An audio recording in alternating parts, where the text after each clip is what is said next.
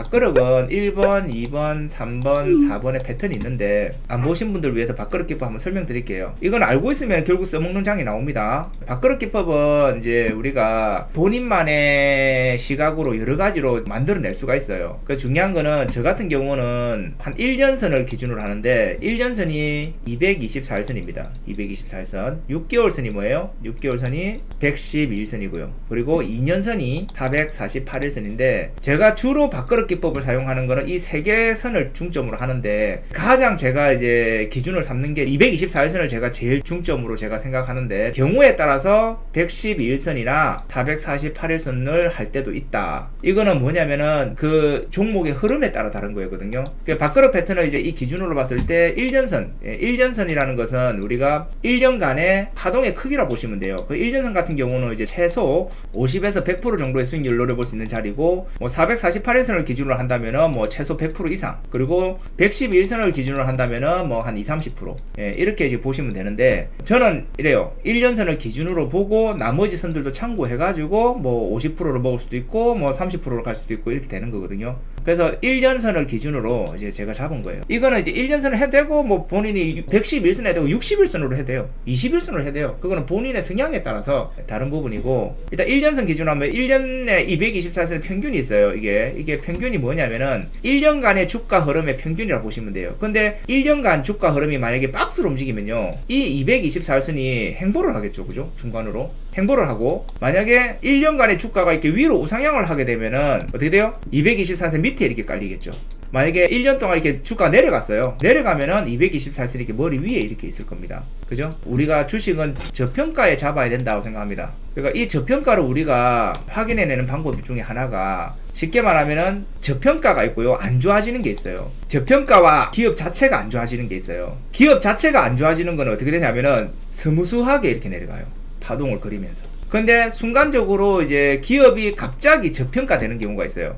어떤 악재나 어떤 작전에 의해서 갑자기 뚝 빠져요. 뚝 빠집니다. 그러니까 이 사람이 정말 기량은 있는데 실수로 카운트 펀치 한 대를 맞은 거예요. 싸울 때마다 계속 이렇게 고점이 낮아지면서 진 게 아니라, 원래 이 사람 싸움 잘하고 다 좋은데 그냥 얼떨결에 한 대 얻어맞아갖고 쓰러진 거죠. 약간 그런 개념이라 보시면 돼요. 기업은 멀쩡한데 뭔가 실수, 기업도 하다 보면 운영상 실수가 있겠죠? 그 실수로 맞아가지고 한번 된 거예요. 그런데 이 사람이 정신을 차리고 그 다음부터 맞겠어요? 한 판 더 붙으면 맞겠어요? 안 맞겠죠? 그래서 이제 우리가 밥그릇 3번짜리 같은 개념이 뭐냐면은 급락을 합니다. 일단 한 대 맞아요, 실수로. 급락을 해서 224일선하고 이격이 벌어집니다. 벌어지는데 이제 기력을 차립니다. 기력을 차려가지고 다시 이 224일선 평균치를 뚫어 올리고 저항을 겪다가 원래 컨디션을 회복한다. 이런 관점으로 보시면 돼요. 그러니까 우리가 주식이 안 좋아지는 기업은 이렇게 맞고 떨어져요. 계속 이렇게 가는데, 이게 아니라 순간적으로 1년선 기준으로 이격을 벌려버립니다. 이렇게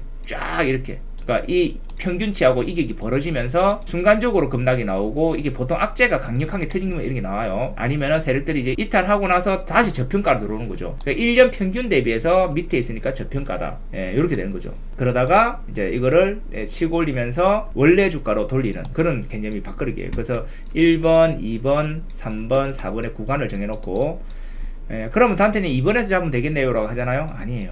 1번에서 잡으면 되겠네요? 아니에요. 1번에서 잡으면 시간이 몇 년 걸리고요. 2번에서 잡아도 마지막에 골팍이나 계단식 하락에 맞을 수가 있어요. 그래서 반드시 2번 자리보다 비싸더라도 3번에 잡아야 돼요. 0차. 비싸게 사서 더 비싸게 팔 수 있는 자리, 이게 3번이에요. 그래서 우리가 밥그릇 기법을 이제 응용을 할 때는 여기가 2번 자리잖아요. 이게 아니라 이게 쭉 내려와요. 쭉 내려와가지고 치고 올렸다 눌러줘야 돼요. 이렇게 돼야 이게 이제 작은 밥그릇 하나가 형성되는 거거든요. 오케이. 그리고 지금 요 자리 같은 경우는 이제 우리가 앞에 매집봉이 하나 있으면 이제 256, 그 다음에 2평 때리기, 밑에 짝꿍댕이 쌍바닥이나 이런 게 좀 흐름이 좋으면은 256이나 2평 때리기로 매매할 수 있는 자리고, 실질적으로는 지금 어중간한 거죠. 요런 같이 이렇게 앞에 매집봉이 한번 찔렀다 빠지잖아요. 그럼 이런 거 같은 경우는 우리가 들어가요. 매집봉이 있기 때문에 이런 식으로 여기도 찔렀죠, 찔렀죠. 이런 거는 들어갑니다. 이런 것도 보시면은, 그러니까 여기서는 이제 V자로 반등했잖아요. 여기는 지금 안 하고요. 1번, 2번 이렇게 되는 거죠. 그럼 여기서는 이제 들어가야 되죠. 여기서는 2번이 짧으니까. 그리고 제 기법 중에 하나가 뭐냐면은 1번의 길이보다 2번이 길어야 돼요.